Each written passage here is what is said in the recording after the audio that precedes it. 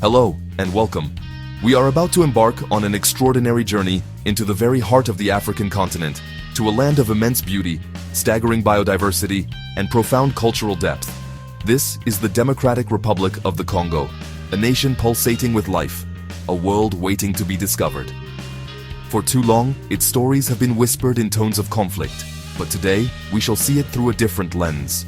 We will witness a land of resilience, creativity, and breathtaking natural wonders that have endured for millennia, a testament to the enduring spirit of both its people and its wilderness. Our exploration will take us across this vast and varied landscape, from the vibrant, chaotic symphony of its city life to the serene majesty of its ancient forests. We will delve into the architectural marvels that dot its cities, listen to the rhythms that define its streets, and stand in awe of its unparalleled wildlife.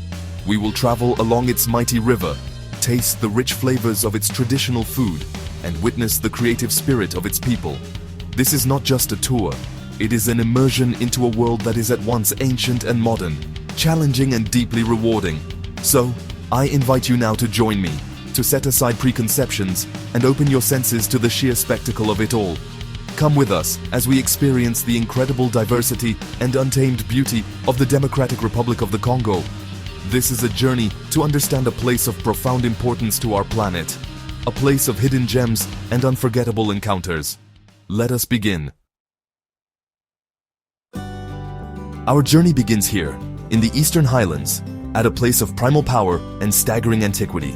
This is Virunga National Park, Africa's very first national park, a UNESCO World Heritage Site established nearly a century ago.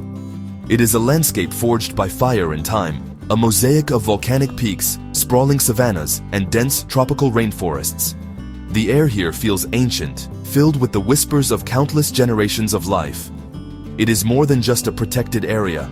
It is a crucible of evolution, a sanctuary where some of the planet's most iconic and vulnerable life forms continue their struggle for existence, a symbol of nature's enduring power. Within these dramatic landscapes, two active volcanoes, Nyiragongo and Nyamuragira, constantly reshape the Earth.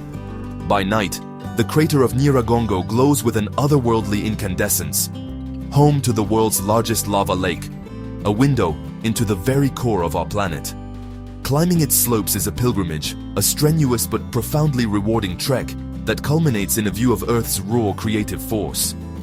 This is a land of giants, a place where one feels truly small in the face of geological time, where the ground beneath your feet is alive and breathing, a constant, humbling reminder of the planet's untamable energy. But Virunga is most famous for its most gentle of giants. It is here, on these forest-clad slopes, that a significant portion of the world's last remaining mountain gorillas find refuge. To sit quietly in their presence, to watch a family group forage, play, and interact is an experience that transcends mere wildlife observation. It is a profound connection, a moment of understanding with a close relative. You see the intelligence in their eyes, the tenderness of a mother with her young, the sheer power of the silverback. In this ancient park, one comes face to face with the fragility and the magnificence of life itself. From the ancient stillness of the mountains, we plunge into a maelstrom of human energy. This is Kinshasa, the capital city. With a population of over 15 million people, it is one of the largest cities on the African continent, a sprawling metropolis that beats with a relentless, infectious rhythm. To walk its streets is to be immersed in a symphony of sound and color. The air vibrates with the sound of roaring traffic, the calls of market vendors, and, above all, the electrifying pulse of Congolese rumba, a sound that has conquered the entire continent. Kinshasa is not a city you simply observe, it is a city you feel, a living organism of immense scale and complexity. The city's heart beats strongest in its markets, like the Grand Marché Central. Here, a dizzying array of humanity converges. It is a labyrinth of stalls piled high with everything imaginable, from brightly colored fabrics and intricate crafts to fresh produce and pungent spices. The energy is palpable, a chaotic dance of commerce and social interaction.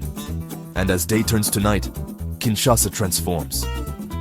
The famous Nganda bars and street-side restaurants come alive, music spills onto the streets, and the city reveals its reputation as a capital of nightlife and style, where the Sapeurs display their sartorial elegance with pride and panache. Yet, amidst this vibrant chaos, a new Kinshasa is rising. Gleaming modern towers of glass and steel now punctuate the skyline, standing in stark contrast to colonial-era buildings and sprawling residential neighborhoods. Structures like the Nabemba Tower, although technically across the river in Brazzaville, but visible and influential, speak to ambition and a connection to the global stage. This architectural juxtaposition tells the story of a city and a nation caught between a complex past and a determined push towards the future. Kinshasa is a paradox, chaotic yet creative, challenging yet utterly captivating. It has been called the river that swallows all rivers.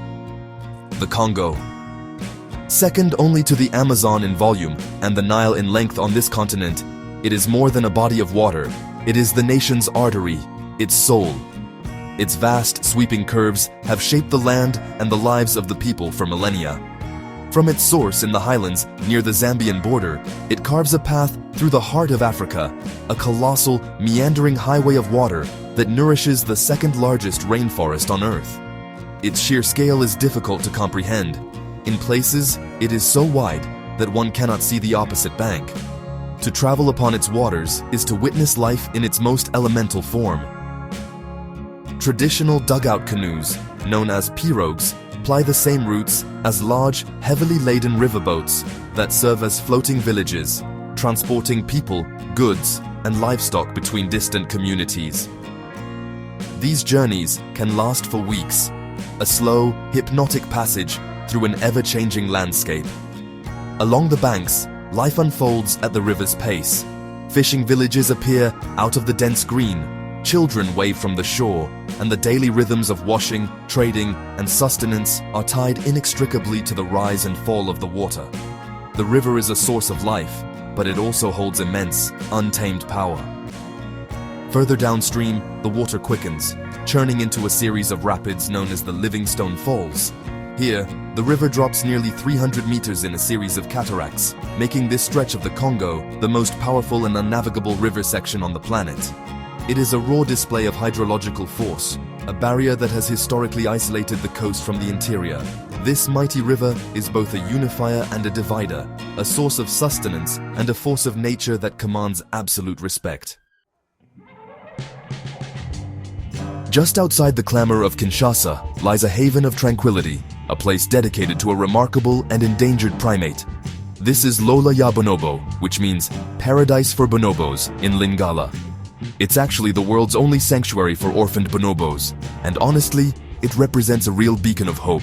Here, young bonobos, who are victims of the illegal bushmeat trade, are given a second chance. Rescued from poachers and traffickers, they are brought to this forested sanctuary to be cared for, rehabilitated, and to live in a society that closely mirrors their natural one.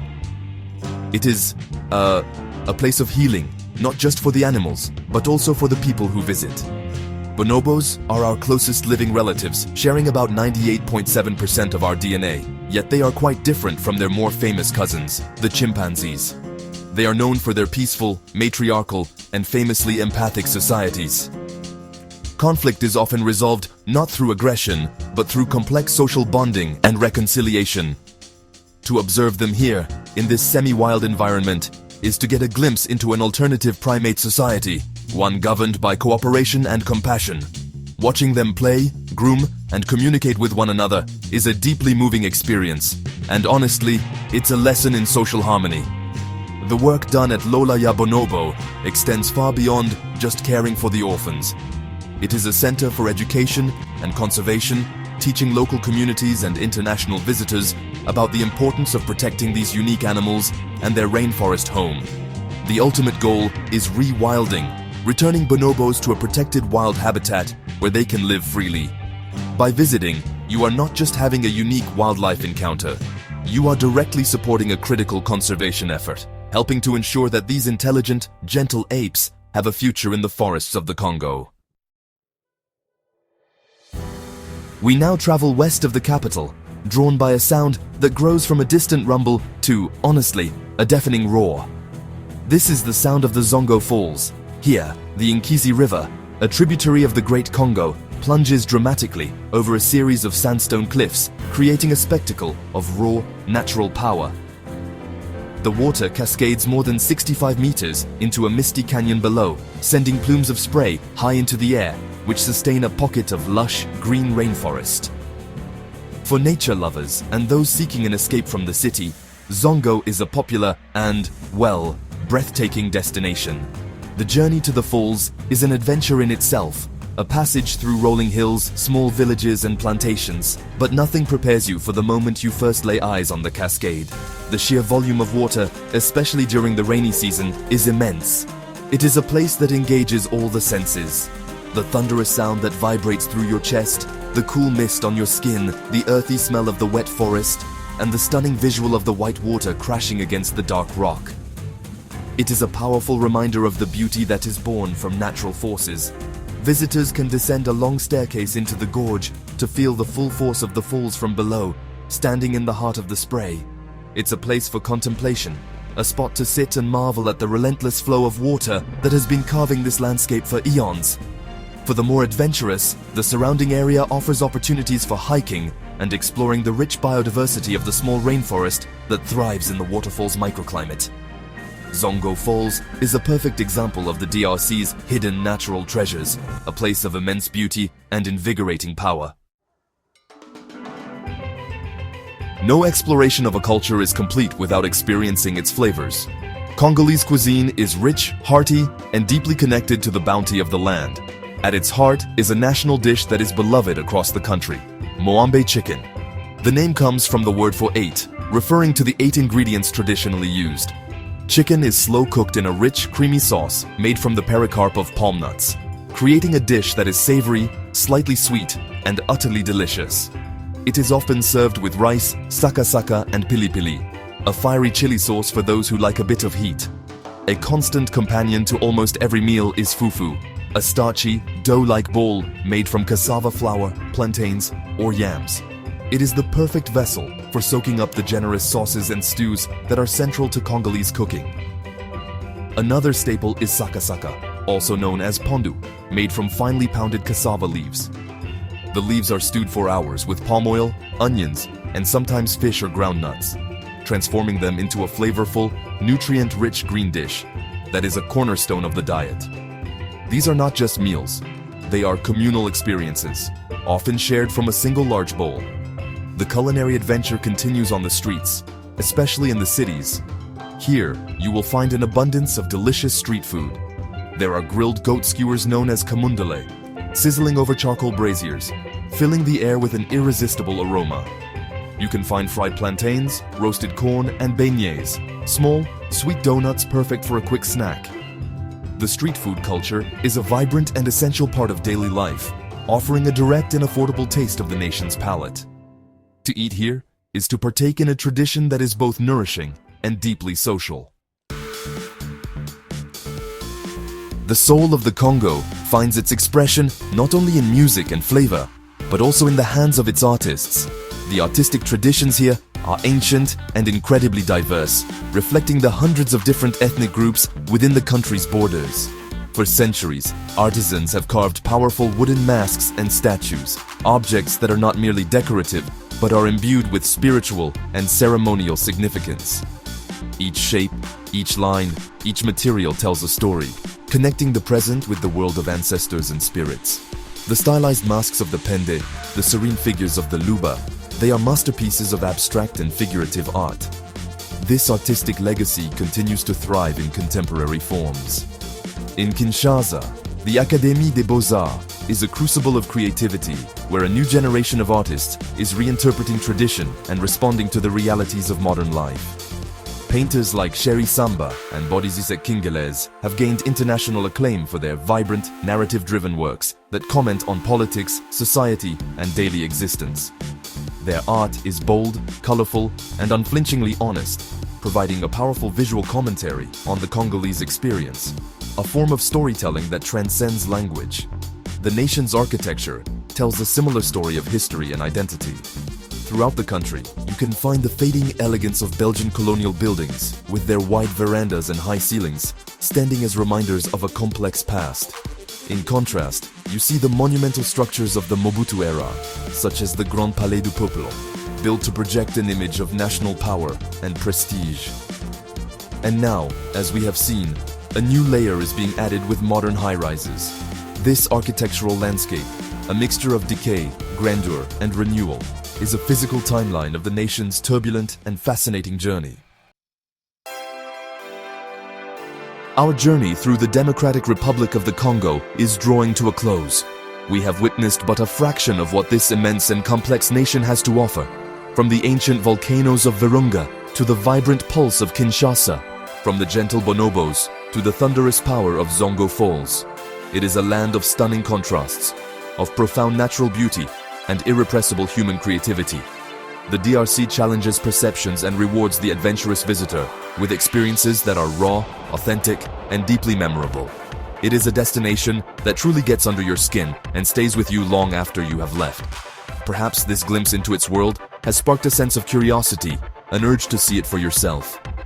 If you are a traveler seeking more than just a holiday, if you yearn for an adventure that is both challenging and transformative, then I encourage you to consider the DRC. It is a journey that requires an open mind and a spirit of adventure. But the rewards, the landscapes, the wildlife, the people, the music, the art are immeasurable. This is a chance to witness a country in the process of writing its next chapter, a story of resilience and hope. Thank you for joining me on this exploration of one of Earth's most extraordinary places. The story of the Congo is vast, and there is always more to discover. If you enjoyed this journey, please show your support by liking this video and sharing your thoughts in the comments below. What part of the DRC fascinated you the most? And don't forget to subscribe to Photoland and turn on notifications so you won't miss our next adventure into the wild and wonderful corners of our world. Until next time, stay curious.